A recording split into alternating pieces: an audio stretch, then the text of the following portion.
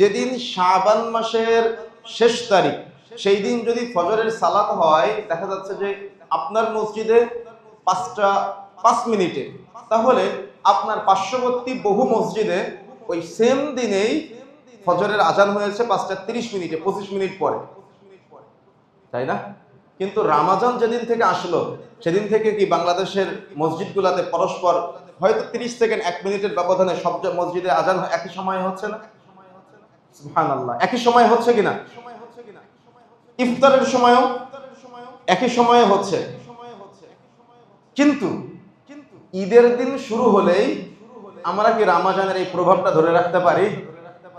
ঈদের দিন শুরু হলেই আপনার মসজিদে যদি 5:15 আজান হয়, আপনার পার্শ্ববর্তী মসজিদে 5:30, 5:35, 5:40, 5:45 আজান হয়, তাহলে রামাজানের শিক্ষাটা কি আপনি ধরে রাখতে পারলেন? তো এইটা তো বুঝতে হবে আমাকে আপনাকে, যে মাহে রমাজানে আমরা সালাতের ক্ষেত্রে, কিয়ামের ক্ষেত্রে, ইবাদতের ক্ষেত্রে, অন্যান্য ক্ষেত্রে যে প্রভাবটা ধরে রাখলাম, আজানের ক্ষেত্রে আমরা কি প্রভাবটা ধরে রাখতে পারি না? মাহে রমাজানে যদি আমার আপনার সাহারির শেষ সময় 5:05 হয়, তাহলে কি শাওয়াল মাসে গিয়ে ওই টাইমটা 15 মিনিট পিছায় যায়? তাহলে যারা শাওয়াল মাসের সিয়াম পালন করে তারা কি 15 মিনিট পর পর্যন্ত সাহারি করবে? এখন আপনি যদি প্রভাবটা ধরে রাখতে না পারেন, তাহলে এই মানুষগুলো তো বিভ্রান্ত হবে। যতক্ষণ মসজিদে আজান না হবে ততক্ষণ পর্যন্ত তারা খেতে থাকবে। কেন? তাদের ধারণা আজান।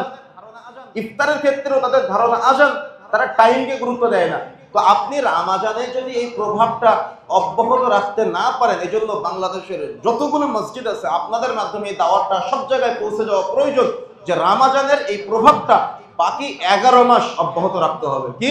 যে টাইমে ফজরের সালাত হচ্ছে, যেটা অরিজিনাল টাইম, সঠিক টাইম, ওই সঠিক টাইমে যেন ফজরের আজানটা অন্তত হয়। তাহলে মানুষ যারা সুন্নত সিয়াম আদায় করে, সোমবার বৃহস্পতিবারের সিয়াম পালন করে, বা দেখা যাচ্ছে আইয়ামে বীজের সিয়াম পালন করে, শাওয়ালের সিয়াম পালন করে, শাবানের সিয়াম পালন করে, অন্যান্য সিয়ামগুলো পালন করে, তারা যেন বিভ্রান্ত না হয়, তারা যেন এই প্রভাবটা অব্যাহত রাখতে পারে। এই দাওয়াতটা আমাদের পৌঁছে দেওয়া দরকার। দাওয়াত যত বেশি আমরা পৌঁছে দিতে পারবো, তত আমাদের মাঝে সৌহার্দ্যপূর্ণ আচরণ তৈরি হবে। কিন্তু যখন আমরা এগুলা বলতে যাই, তখন নানাবিধ কথা আমাদেরকে শুনিয়ে দেওয়া হয়। এই জন্য টাইমের ব্যাপারে গুরুত্ব দেওয়ার চেষ্টা করতে হবে আমাদের। টাইম মেনটেন যদি আমরা না করতে পারি, তাহলে কিন্তু আমাদের মাঝে বিভ্রান্তি তৈরি হবে।